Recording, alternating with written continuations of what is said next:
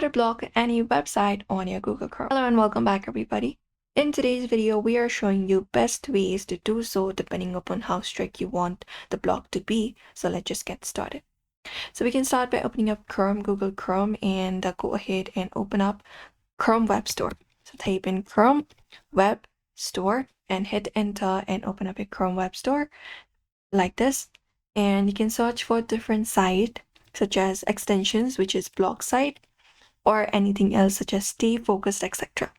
After that, once you find that extension, you can just go and click on this option called add to Chrome and click on add extension, and you can open up the extension.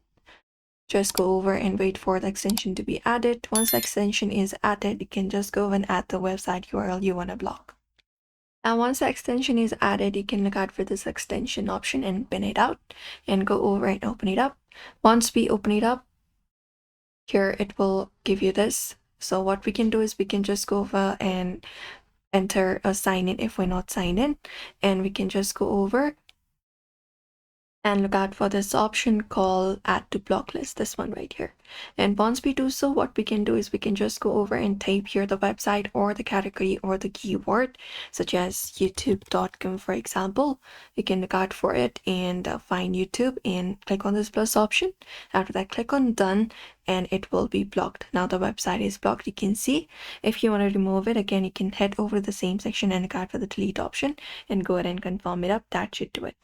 Another method we can do is we can use parental controls. So if you're on Windows 11 or Windows 10, you can just head over to your settings for your device, look out for account option, and go ahead and look out for the option called family, this one right here, and click on it. And here you can just go over and use Microsoft's family safety option in order to go ahead and block websites like this. And you can just go and add someone to your family and use that as an administrator or organizer to block a certain website for your device.